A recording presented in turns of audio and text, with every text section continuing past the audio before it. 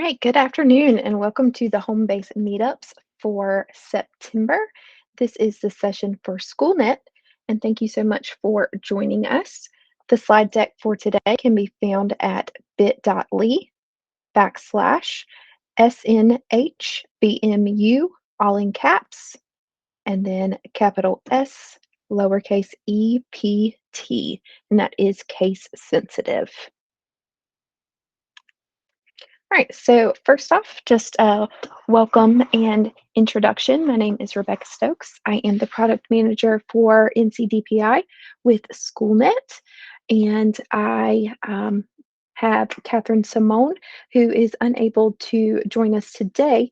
However, Catherine works with Pearson, and she is the product manager for Schoolnet for Pearson. And she is a great resource, her and Amanda both. Anytime you put in a ServiceNow ticket, they are the ones that are responding. Catherine is an excellent resource, and we're so excited to have her on our team. All right, so the agenda for today is to go over some updates from DPI. We're going to talk about the training site, some new Schoolnet content, as well as state assessments. We're going to talk about some third-party vendors that Schoolnet can offer collaboration with, as well as some quick tips that we are seeing some ServiceNow cases for at the beginning of the year, just to try to have a proactive approach. We are not going to have an afternoon breakout session since this is the recording. But we did have some during our live sessions that were very beneficial. So I do encourage you to attend future home-based meetups, whether virtual or when we have them in person in May. We were able to get a lot of questions answered and issues resolved. So it was a great time. So thank you, those of you that were able to make the in-person ones for September, and I hope to see all of you in November for our next virtual meetup. All right, so first up is our updates. The first thing is just to please make sure to click this link to check your listed contact as your Schoolnet lead and backup. Actually, all of the leads and backups for all of the home-based products are listed there. But of course, I want to make sure that the Schoolnet one is up to date, just so that when we are sending out updates of features or any maintenance updates, and especially the feature survey that we send out over the summer, want to make sure that those are getting sent to the correct people. So please check those. If they are not correct, you can email Yolanda Wilson or myself at the email addresses on the screen so that we can get that updated.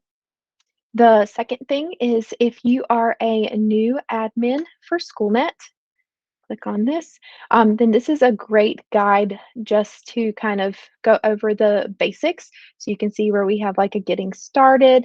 The big one is determining those staff and user roles. We were able to solve a lot of those issues during the week of home-based meetups, but this is a recurring ServiceNow ticket just about people's roles being incorrect in PowerSchool. We also have a document linked right here where that can go over definition of all of those roles and how to get those changed.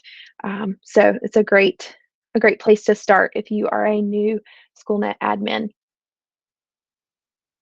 It talks about assigning those user roles, how to access Schoolnet, confirming rosters, student accommodations, how to enter those in, and then just where you can find professional development, as well as how to put in a ServiceNow ticket. And then just my information there as well. So it's just a great kind of landing page for anyone who is new to being a Schoolnet admin, or just as some reminders for anyone that is currently a Schoolnet admin. Okay, we also have a Canvas course here that if you click this link, it will have you log in because it's through Nessus. And that is kind of like a basics of Schoolnet. So anyone can take that course. It is updated for the version 24.0, but it's a great 1-hour self-paced course that kind of goes over all the basics of Schoolnet. So if you have new teachers, I would definitely recommend that. Or even if you are a new admin and it's been a little while since you have accessed Schoolnet, then that would be a great place to start. Another great resource that we have is a training site, and that has been updated to the latest version. So let's talk about that.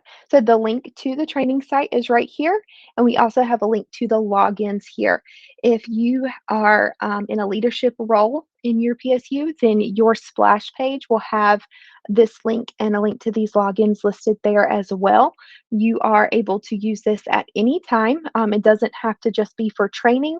If you are wanting to test out a scenario, or when you are making a test and you want to check different standards and things, then you can always use the training site kind of as a sandbox. You are not going to hurt anything that's in there, so please feel free to use it. All right, so the data that we always go over is the total tests submitted. So far, this data is going to be from August. We had 86,878 total tests submitted. 95% of those were online. This is down a large percentage. However, when we really dug deep into the data, we noticed that a lot of our districts started the last week of August.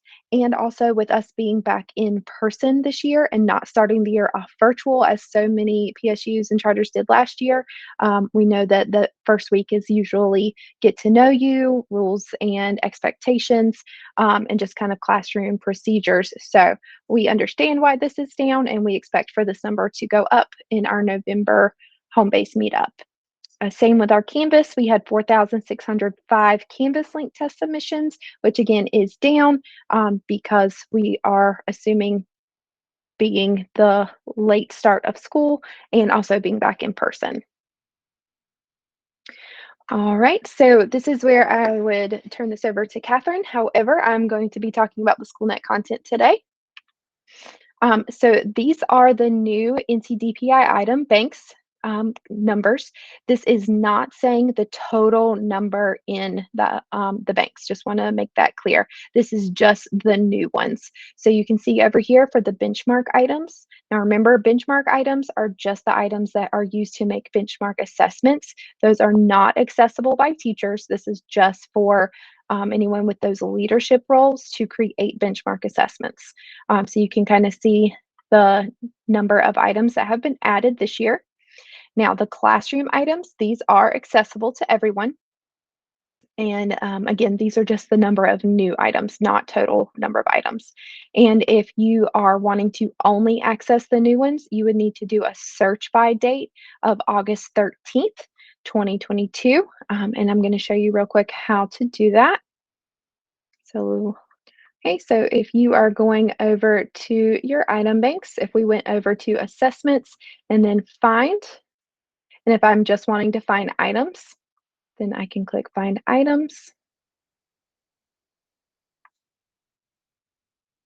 And then if I am just choosing, let's see, the Schoolnet item bank, I'm not going to check the Certica, not going to check the benchmark. This is just going to be for the NCDPI.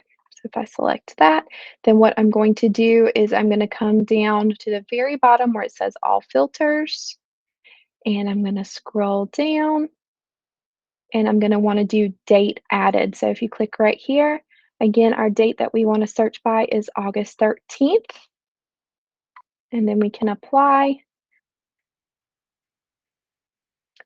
And let me uncheck this. There we go. So I just had the wrong item bank selected. I apologize. Yep, because there's my classroom bank and I didn't have that one checked. So you can see we went from 25,000 items to 4,630 items, which is all of the new content that has been added.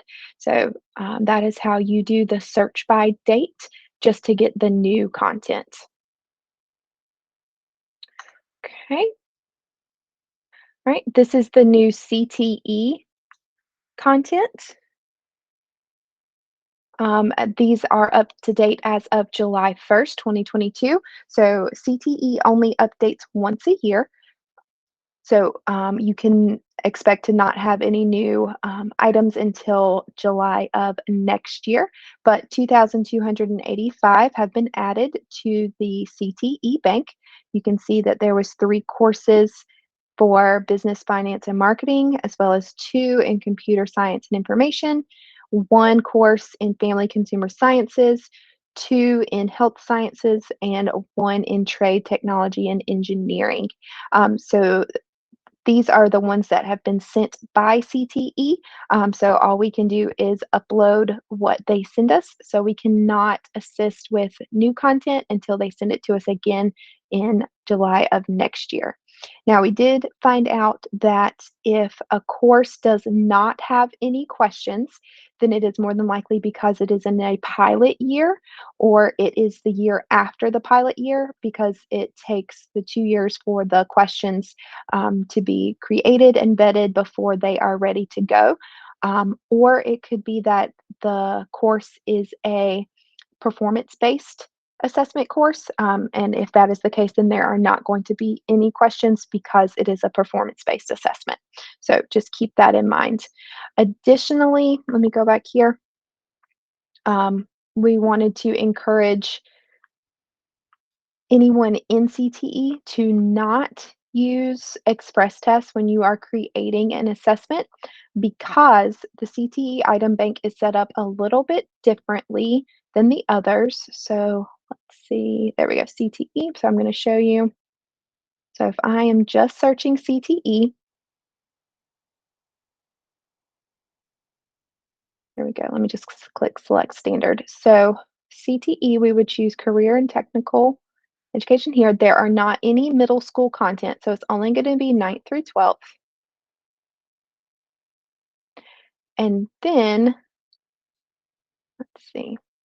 So then we can see the different um, like courses, I guess you could say, the different buckets of what the courses are under. So you can't just select this, or you're going to be selecting 3,125 items. So this is why we encourage not to create a express test with these, because it's going to select things that are not in your standard set. So if I see if I can uncheck, go through, and instead of doing that, I'm wondering if it would be, see the problem, what all these things I added. So let me actually just hit cancel. That would probably be easier, and go back. ETE, 9th, 12th. Okay, so if I wanted to look under agriculture education, then I can just hit this little down arrow right here, and that's going to expand it into the actual courses, and then it would expand it into the actual standard. Okay, so we don't want you to select all of agriculture, because then if you were looking for just animal sciences, then you would be including all of these other courses as well. So just make sure that you are hitting these down arrows. So if I know that I needed animal science 2, then I could select down here, and then I can actually select the standards, and I can also already see how many items there are for that particular standard within the course. Okay. All right. Okay, so social studies standards and items in Schoolnet. So the old social studies standards for K through 8 that were based off of the 2010 standards have been completely removed. So that's why you will notice that social studies has a little bit less number um, of items, because the old ones were completely removed. So they are adding in new items based off of the new content. Um, so those are going to continue to come, but just know the old ones have been completely removed. However, if you are 9 through 12, the 2010 standards are still there because of graduation requirements for certain students. So those will be removed after those students have graduated. So I believe it's 2024 is when the 2010 standards will be completely removed. So just know that they are both currently there. So if you are 9th through 12th grade, let me go back through here and just show.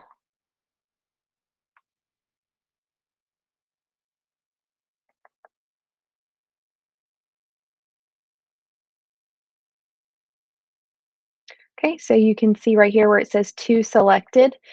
So we have the asterisks for the 2021, and then just the one asterisk is going to be for the 2010. So if you are teaching a course that does not involve the 2010 standards, then you can just uncheck that box, and then you're only going to see the new standards and new questions. However, if you are teaching a course that does involve those, then you could uncheck the new ones if needed, or you could just leave them both checked, and then you'd have access to all of them. Um, so just know that you do have the option of both of those depending on what course it is that you are teaching. Okay. All right, so new Certica items have been added. Um, the item bank is Certica 12.1 English or Certica 12.1 Spanish. These were supposed to come in July before school started. However, they did not, but they have been updated now.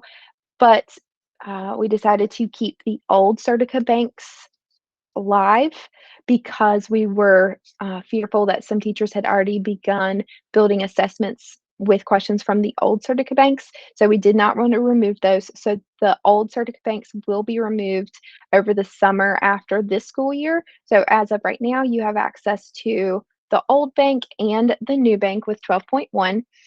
And same thing, if we go back and we click select banks, then you can see the Certica 12.1 is the new item bank, and then we just have Certica bank and it's not going to have 12.1, letting you know that that is the older one. Same with Spanish and the new 12.1 Spanish. So just know that these older ones that do not say 12.1 will be removed at the end of this school year.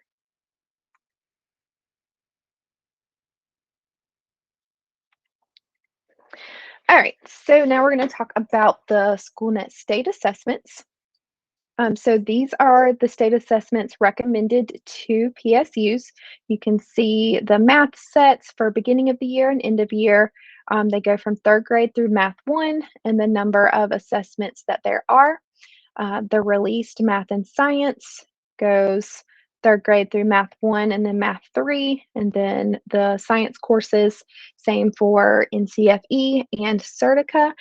So these are the ones that are recommended. These cannot be, or they're not directly assigned because of the number of them that there are. We didn't want any teacher to log in and be overwhelmed by the number of assessments that were directly assigned. So these are just recommended, which means someone with district level access would have to go in and actually assign them. All right, so speaking of those recommended assessments, if you answered the survey, the feature survey over the summer, it would have been from Qualtrics, but it was through DPI, just asking about preferences. So we provided a survey just asking, I think it was 4 questions. And one of those was that NCDPI provides optional released NCFEs and EOGs and EOCs within Schoolnet. And the question was, would you like these to be assigned to courses? So the reason for this is just to try to help. Really, I mean, that's all this is. It's just trying to help districts take a little bit off of their plate. So that when a teacher logged in, it was automatically assigned to those courses. If you said no, which is perfectly fine, then that just means someone with district level access would have to go in and actually assign those themselves to courses. Same thing with the optional math sets, Certica math testlets, Certica ELA testlets, then those would be recommended to teachers. Because again, of the sheer number of them, those are not going to be directly assigned. They're just going to be recommended. But we can go over that so that teachers know how to access those. If you did not receive this survey, because it only went out to the lead and backup contact for Schoolnet, so if that information was incorrect or the position changed over the summer or it's since changed, and you would like to have these things applied to your district, just put in a ServiceNow ticket, and Amanda and Catherine will be happy to change those results for you. And then just be on the lookout for the survey to come out this summer for next year. But again, this survey is really just trying to help take a little bit of the load off of your plate when it comes to assigning these things in Schoolnet. So if your PSU did not request to have the NCFE and release test scheduled directly to the courses, or the math sets, or the testlets, or the ELA testlets recommended to teachers, then the tests have been recommended to the districts. And only a user with district admin rights can access the test and schedule them to the courses. So in order to do that, again, it has to be someone with district admin rights, not school level admin rights. So you would go underneath the assessment tab on the left-hand side, and you would click on Assessment Dashboard. You're going to see My Tests at the top, and then below that, you're going to see Recommended Test. So if you click the little plus sign, looks like this, then it's going to drop down all of those recommended tests, and then you would just have to click on Assign. So right now where it says Not Assigned, you would just have to click on that, and then you would actually have to assign it. So we're just going to choose this DPI Science Released Grade 8 assessment. So if we clicked on Not Assigned here, then this is what's going to pop up. And you can see where it's got the online passcode, but it is very important not to just give out this passcode. It has to be assigned first. So what you would do is you would come down here under Test Collection, and you would click Edit, Schedule, and Settings. Just know that you cannot change the dates. Those are already set. You cannot change those, but you can see the window is from August 15th through May 29th. So it shouldn't be a problem that you can't change those. But you would click that Edit, Schedule, and Settings, and then it's going to come right here where it's saying Assignment. And what you would want to do is, the arrows are supposed to be under here under Assigned to Students. But you can either click Apply Default Assignment. Just know that if you click Apply Default Assignment, then any course in PowerSchool that is associated with Science and Grade 8 is going to get that assessment if you just do default. So it's hard to see right here, but it looks like there was 15 courses in this training site that had Science Grade 8. So even if it's a 7-8 combination or anything that has Grade 8, it's going to get that. So we do recommend that you actually click Select Assignment instead, so you can actually go in, see the courses, and select the ones that you know need that assessment.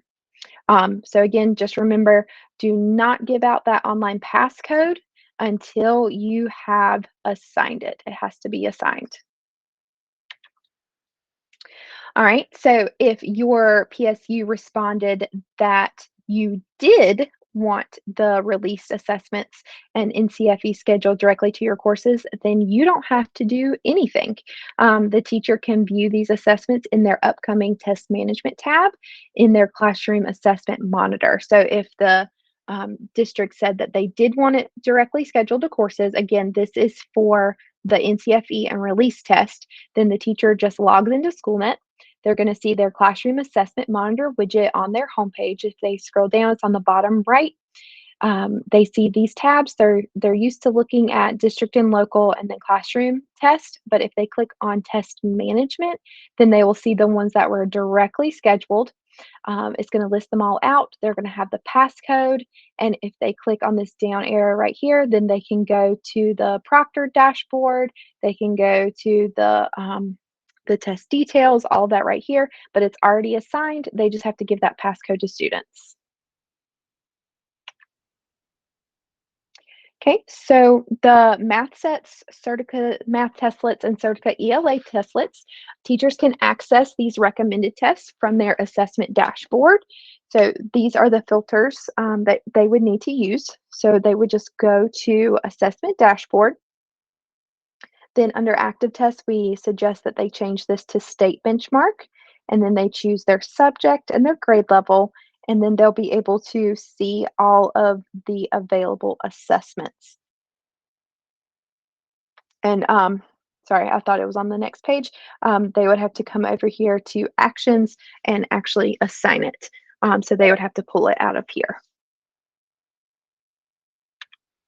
All right, so last year there was a pilot for the CTE IP11 course that I believe went really well. It was very beneficial to the districts that actually offer the IP11 public safety course.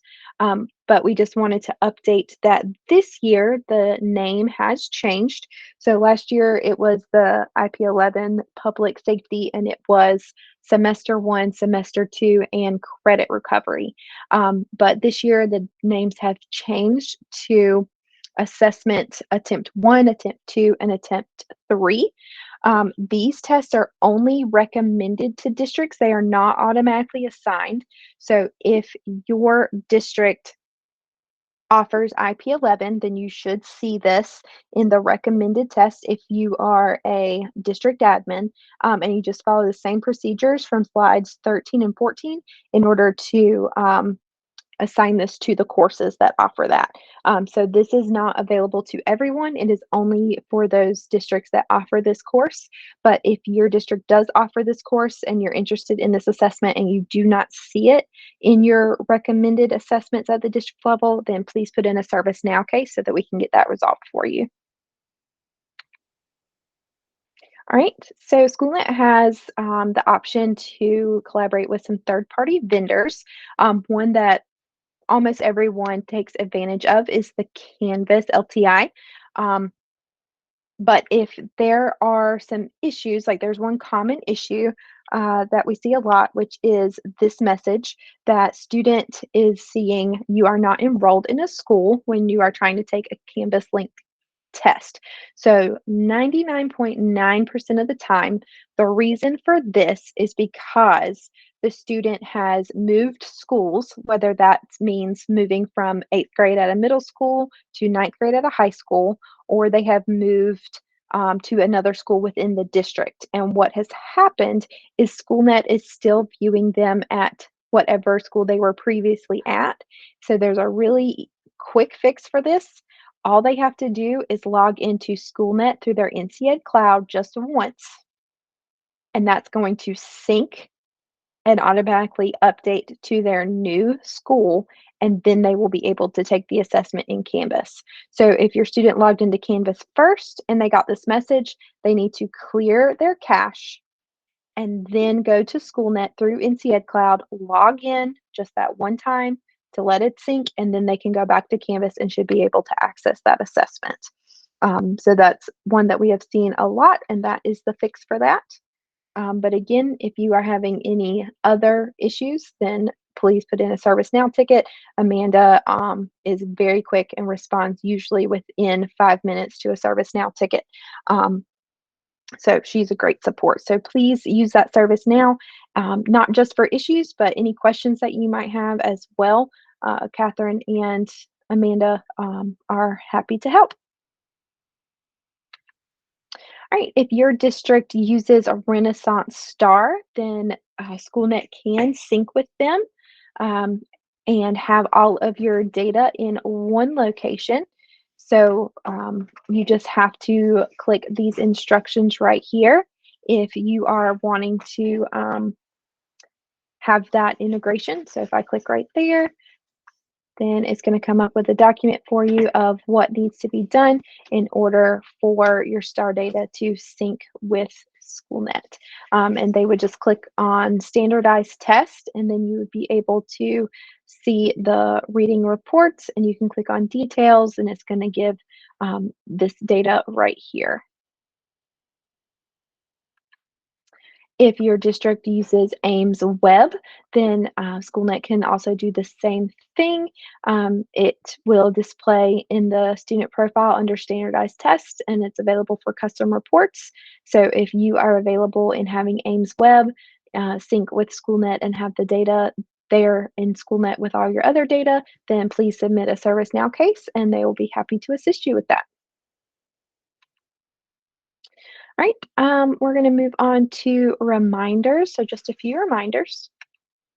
ServiceNow cases, which I've mentioned a few times, this is for support or questions. So Catherine really wanted to reiterate that ServiceNow does not just have to be for support problems or issues, that they are happy to answer any question that you have through ServiceNow as well. It's just the quickest way for them to be able to see the question and respond.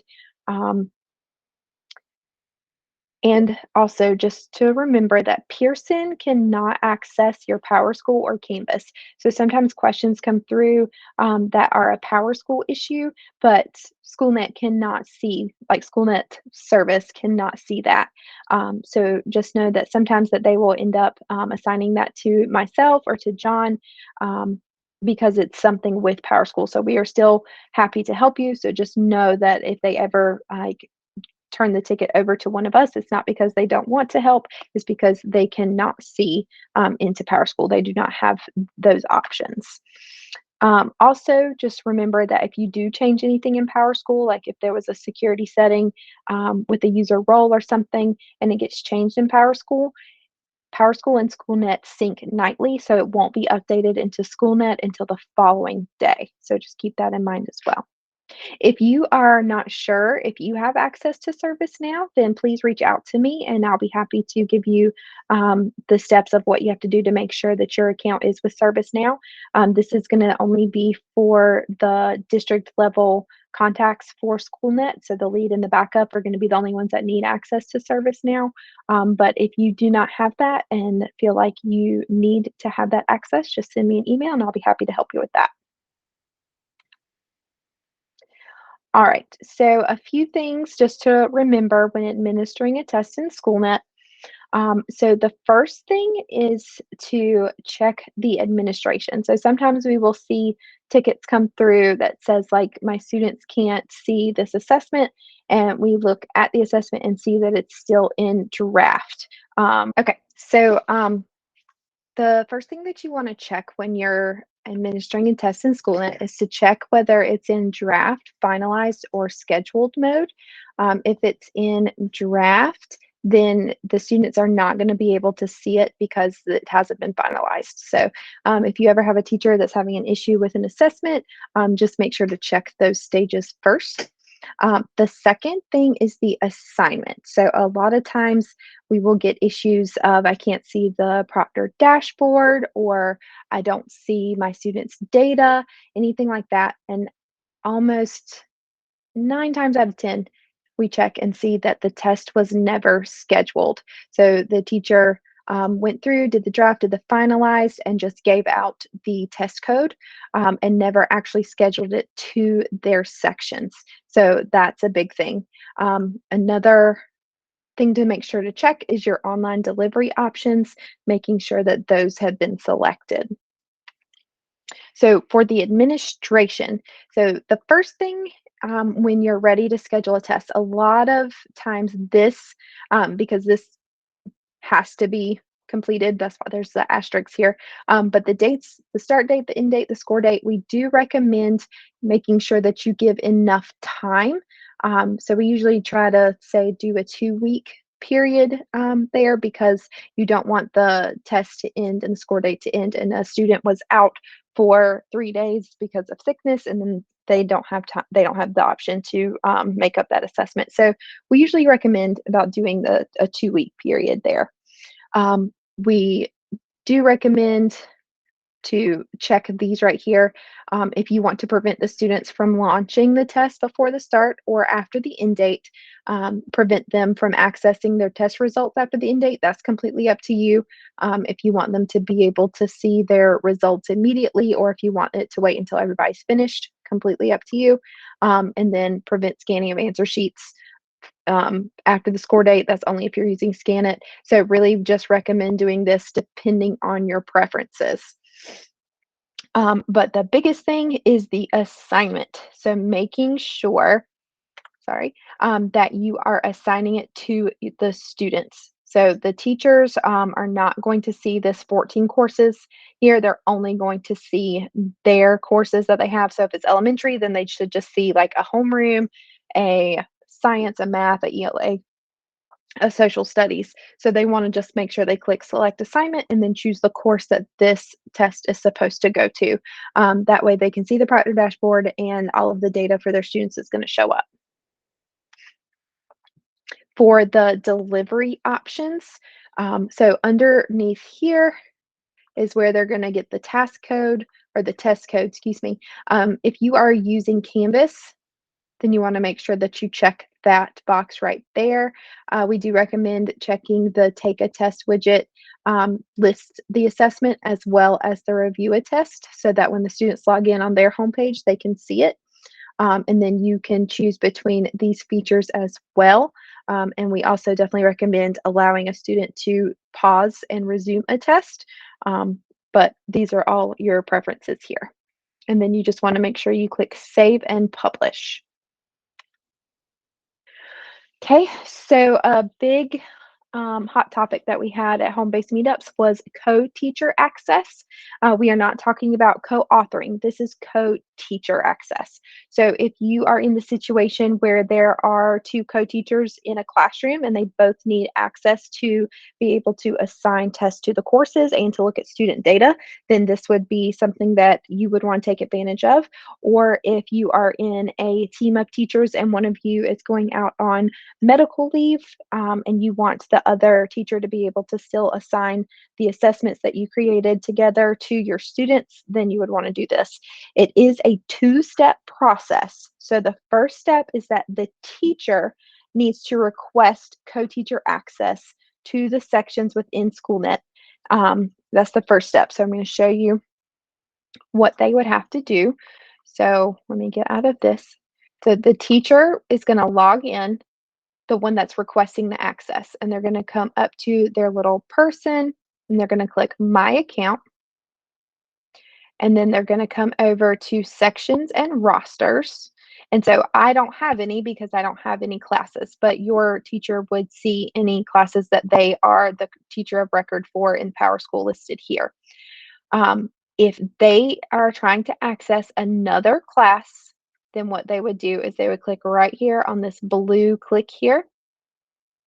And then what they can do is start typing in the teacher's last name, comma, first name, and hit search, and it's going to populate that teacher, and then you'll be able to see the courses.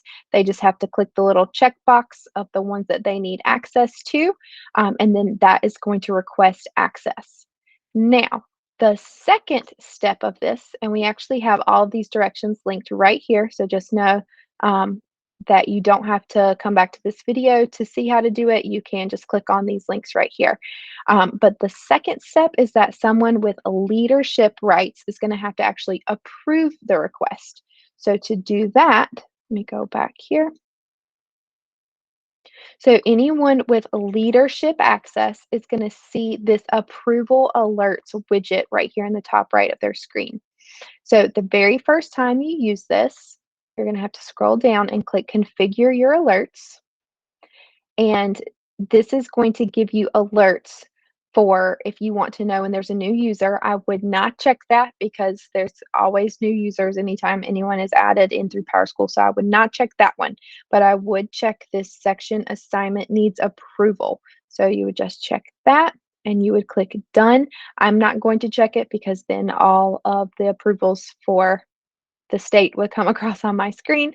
So just know that this is where it's going to be. It is not going to send you an email And the reason for that is because anyone with leadership access is going to be able to approve these sections. So we did hear from the field how some districts do a Google form where if someone is requesting access, then they have to complete that Google form so that it does show up in the inbox of the leadership role so they can see why they're requesting access to those courses and actually vet that that person does in fact need access. So it's completely up to you how your district does it, but just know that this is where you're going to have to go to actually give that approval.